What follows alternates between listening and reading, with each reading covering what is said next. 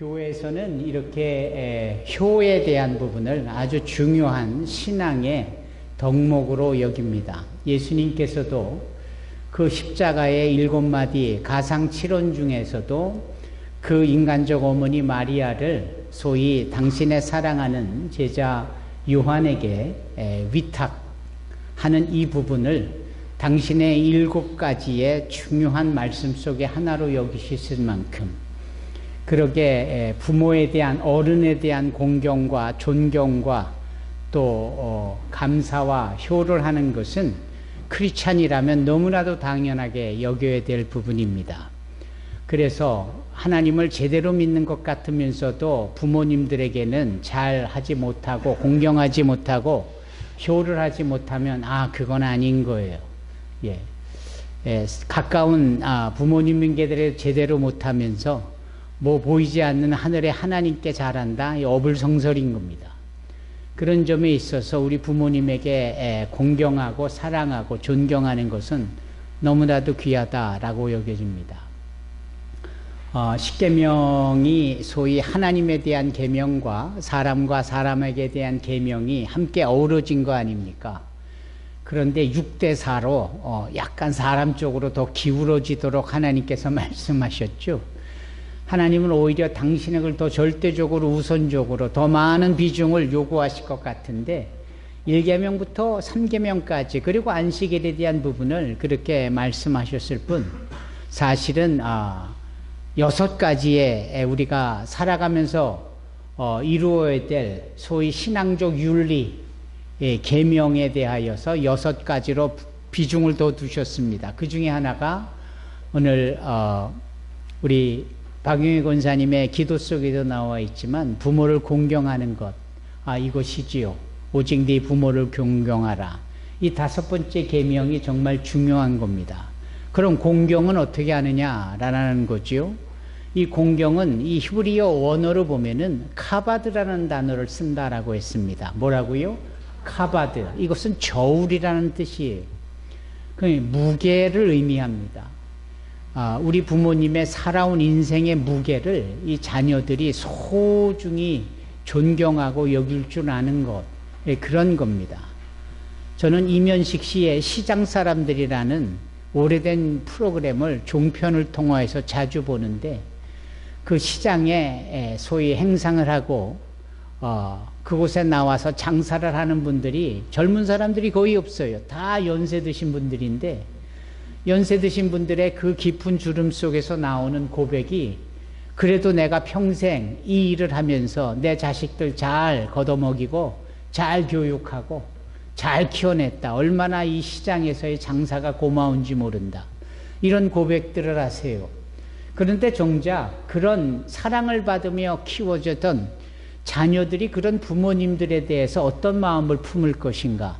10계명 5계명에 오직 네 부모를 공경하라라는 부분의 이 공경이 그렇게 살아오신 억척스럽고 때로는 고되고 때로는 정말 친구들에게도 그 모습을 보여주고 싶지 않아서 그 장사하는 어머니가 눈에 띄면 오히려 삥 돌아서 아무렇지 않고 피하듯이 갔다라는 이런 아이들의 이야기를 우리가 많이 종종 듣고는 하는데 마치 그런 것처럼 부모님들에 대한 사랑을 인정하지 않으려 한다라는 거예요. 아니다라는 겁니다. 하나님의 편에서는 더 우선적으로 그분이 어떤 삶을 살아오셨던 그분들의 인생을 존경할 줄 알고 그 무게감을 우리가 인정할 수 있어야 된다라는 겁니다. 그러니까 연세 들어가시는 부모님들에게, 조부모님들에게 우리 젊은 자녀들은, 자손들은 정말 잘해야 합니다.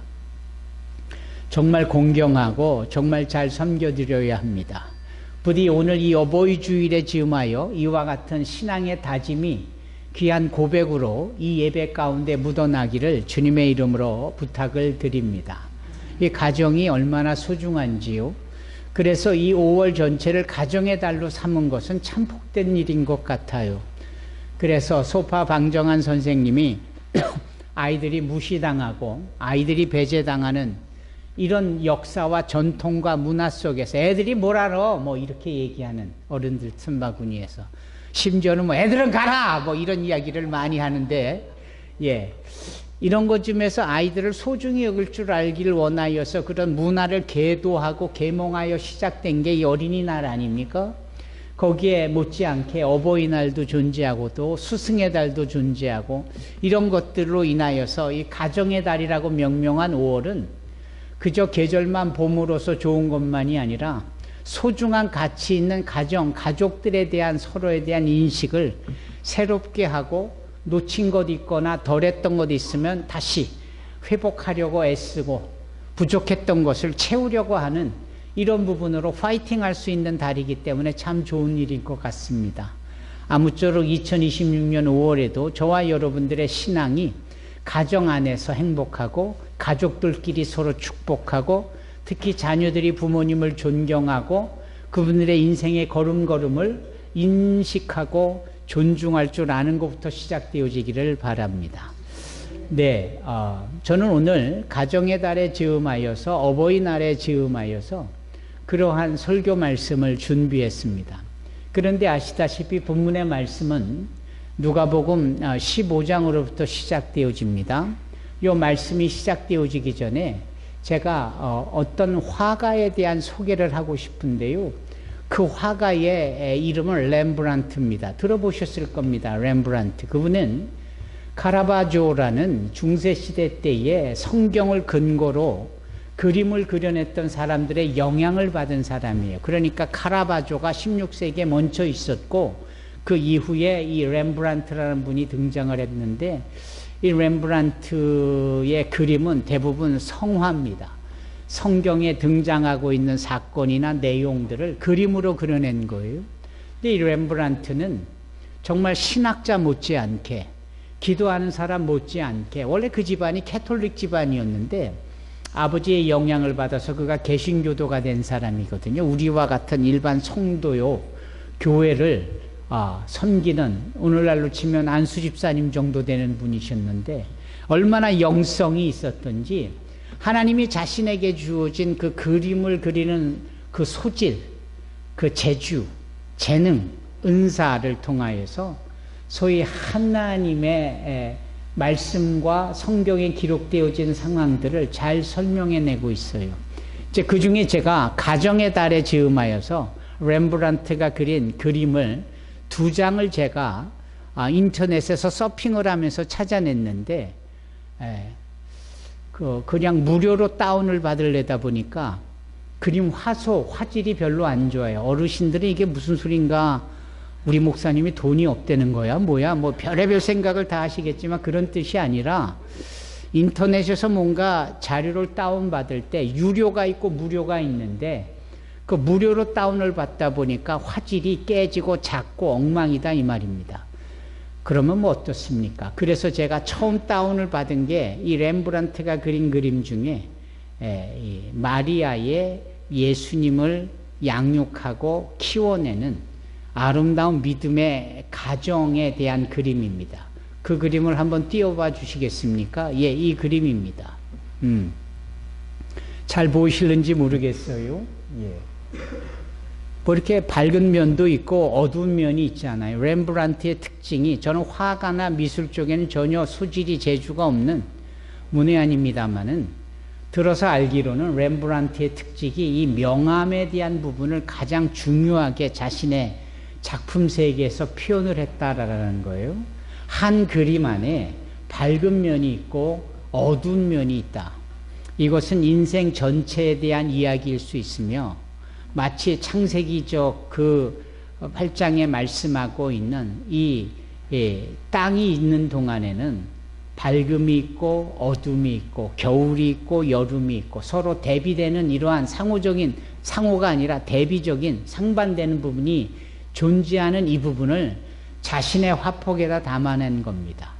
그래서 그림은 한 장이지만 그 그림 속에 본인이 표현하고자 하는 부분에 있어서 밝은 부분이 주목되어져야 되는, 우리가 지향해야 되는, 그리고 거기에 소망을 품어야 되는, 하지만 어두운 구석도 반드시 존재하기 때문에 그런 것들에 대해서 경계해야 되는, 경각심을 가져야 되는 이런 부분이다.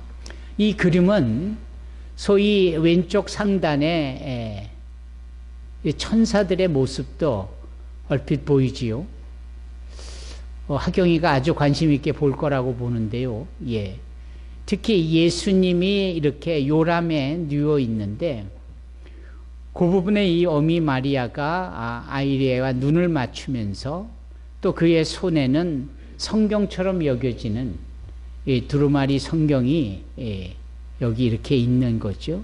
그러니까 말씀으로 아이를 양육하고 축복하는 장면, 거기에 빛이 보여지고 환하게 비추어지는 그것을 또 화답하듯이 그 하늘의 천군 천사들의 등장이 이 믿음의 가문 가정의 화목의 모습을 보여주고 있습니다.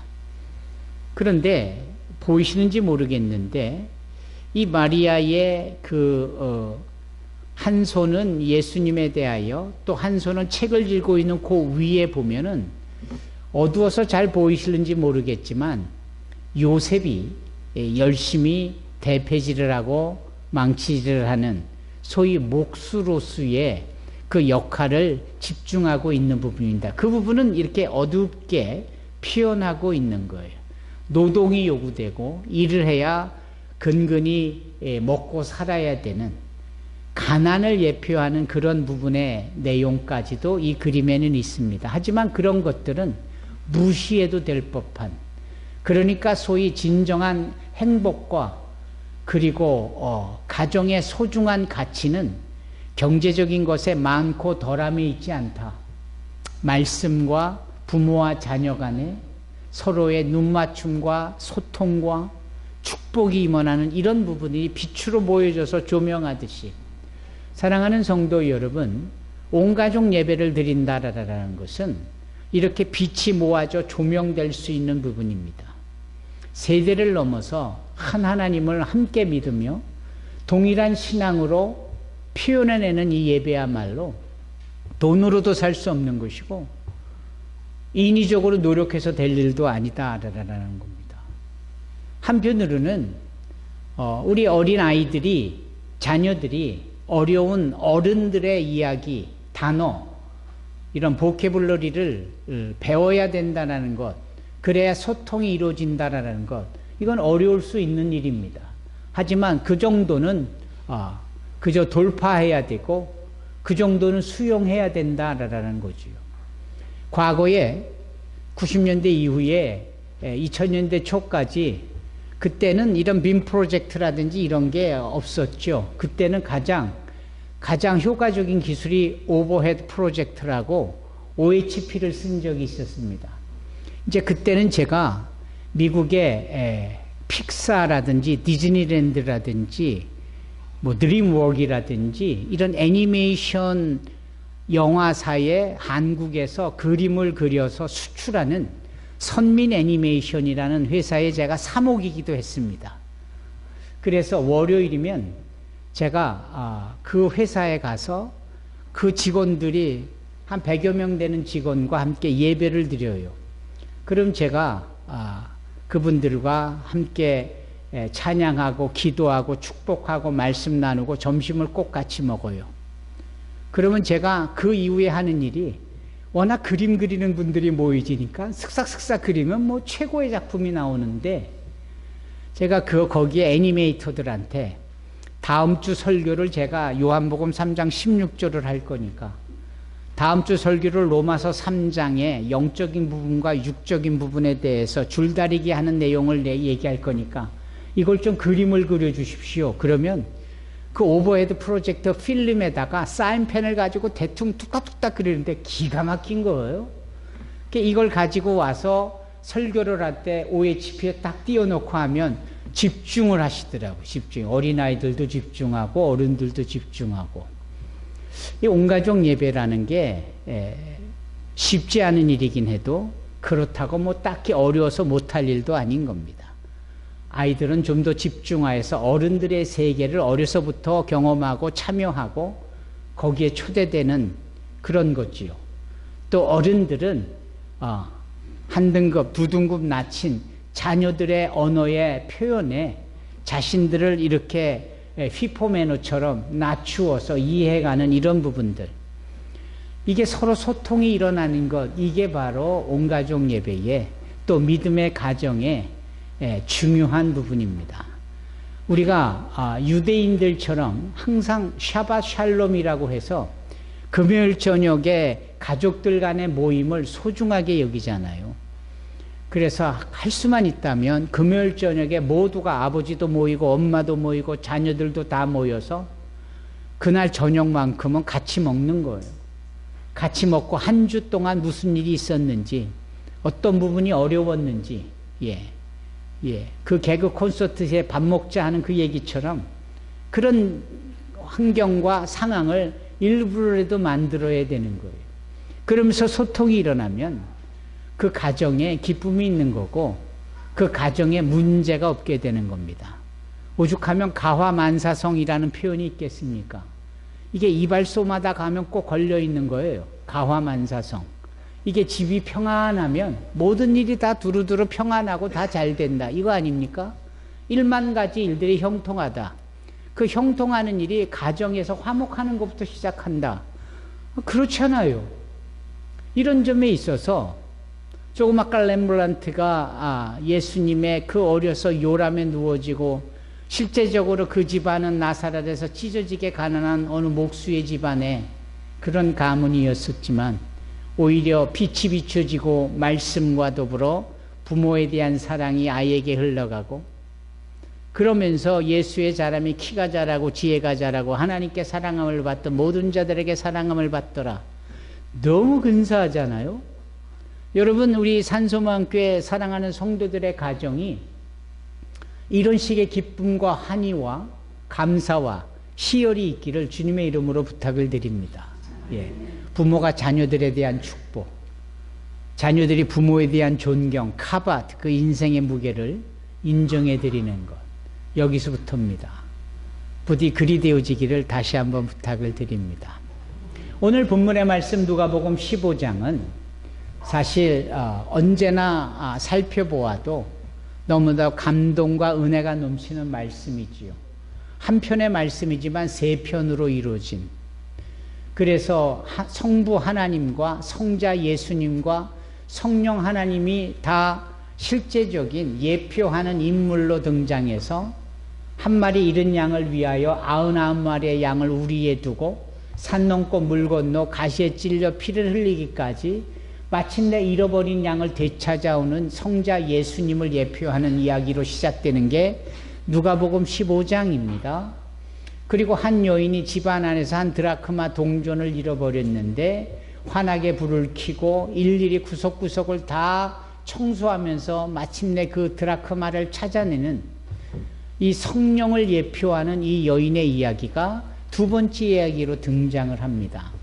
이 목자와 이 여인의 공통분모는 반드시 찾아낸다. 그 불굴의 의지가 열심으로 표현되는 겁니다. jealous, 열심입니다. 열심.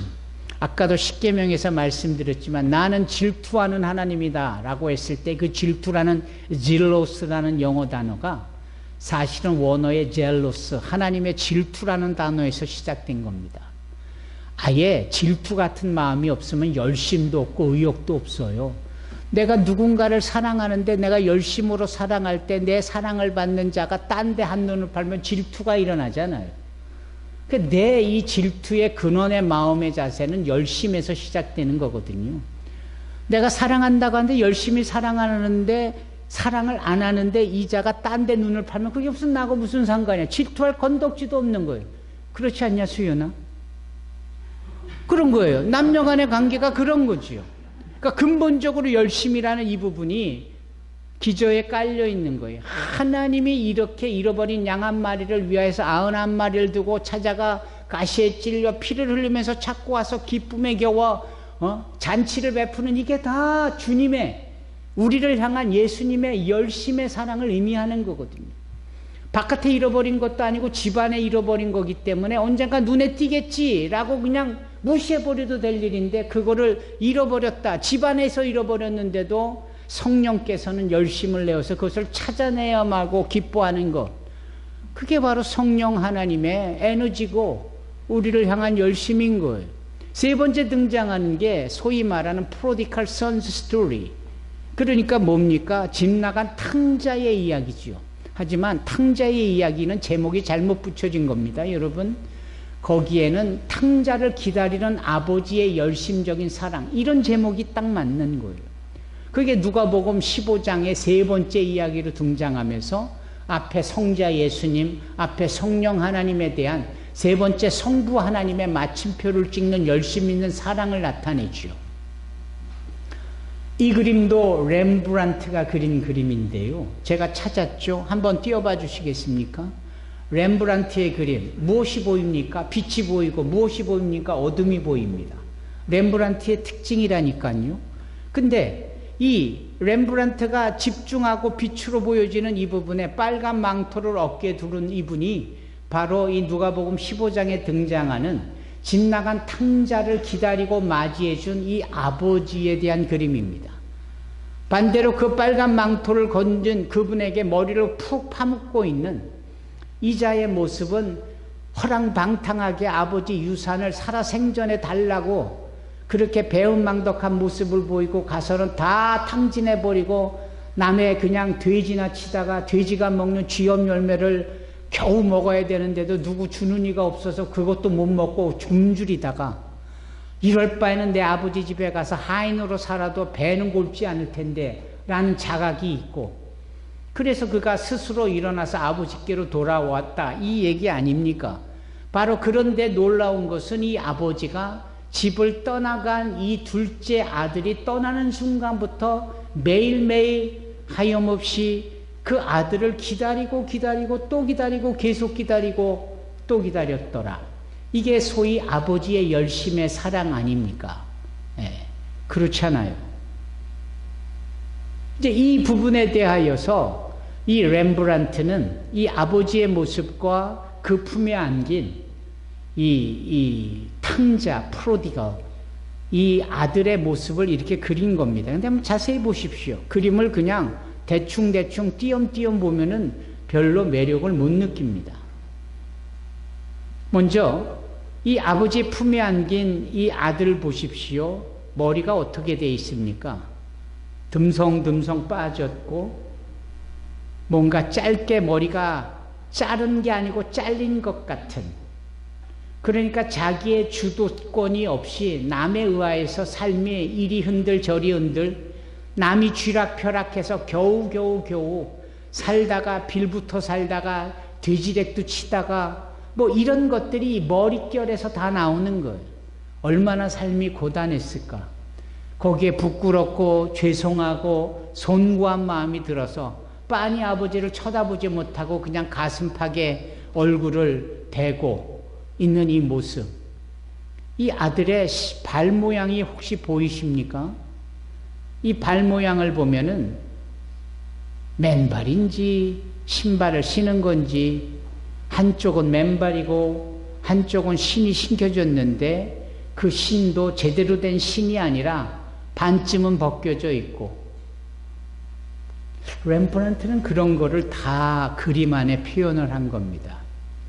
멀리 계셔서 화면이 그래서 잘 안 보이시면 나중에 댁에 돌아가셔서 인터넷 서핑을 통해서 렘브란트의 탕자에 대한 그림 뭐 이렇게 한번 입력을 하셔서 직접 한번 화질 좋게 봐보세요.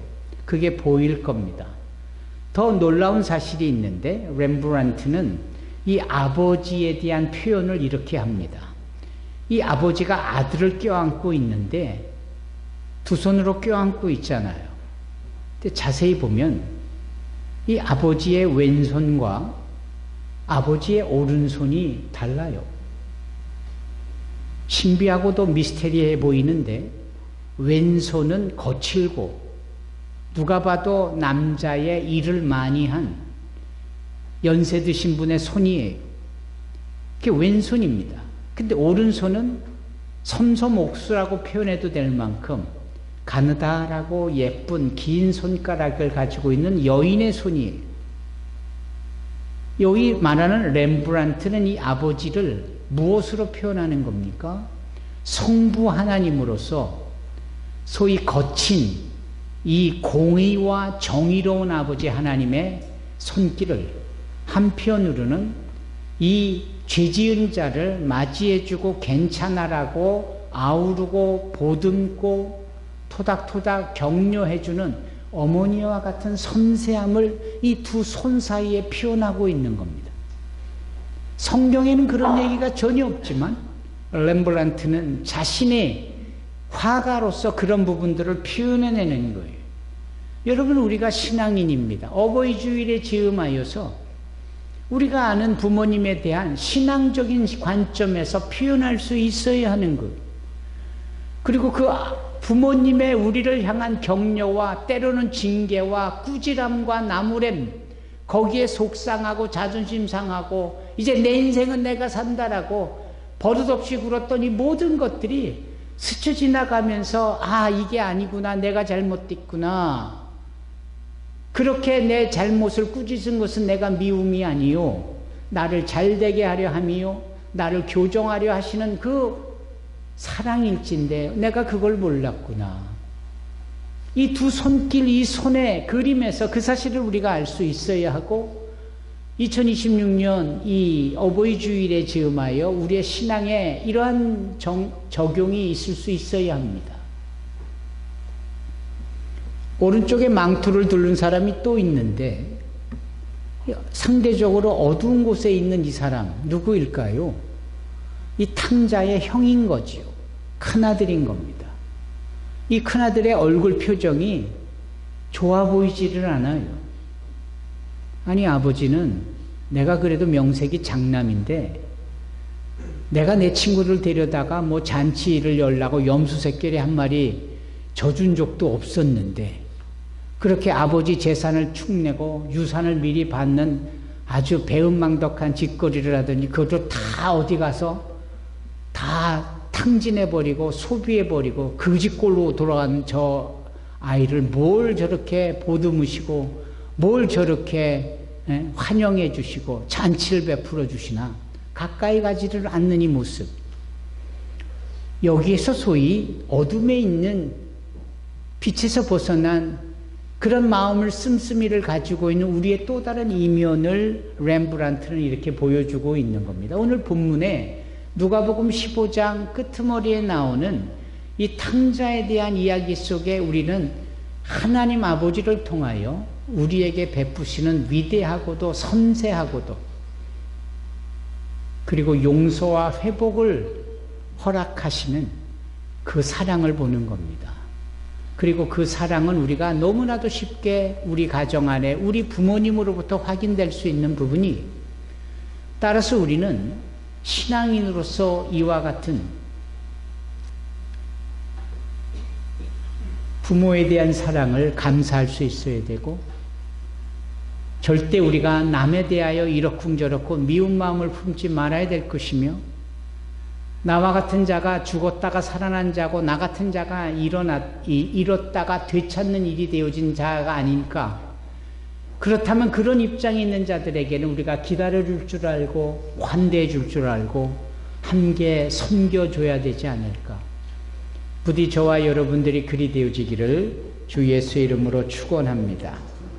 우리는 가정의 소중함과 우리 부모님들에 대한 우리에 대한 사랑을, 그리고 우리가 신앙인으로서의 그 가정 안에서 어떠한 스탠스를 취하여야 하는지, 입장을 취하여야 되는지 오늘 본문의 말씀에서 분명히 알 수가 있는 겁니다. 먼저는 하나님께 감사하고요. 또한 여전히 이뤄진 자로, 여전히 죽은 자의 편에 서 있는 자들이 있다면 그들에게 회복과 환대를 위하여서 빛의 자녀로서 그들을 섬길 수 있는, 그래서 우리 가정이, 우리 모든 가족들이 다 예수 잘 믿는 온 가족이 신앙의 명가요 믿음의 가문으로 세워져 갈 수 있는 저와 여러분들이 되기를 주님의 이름으로 축원합니다. 기도하겠습니다. 거룩하시고 사랑이 많으신 하나님 감사합니다.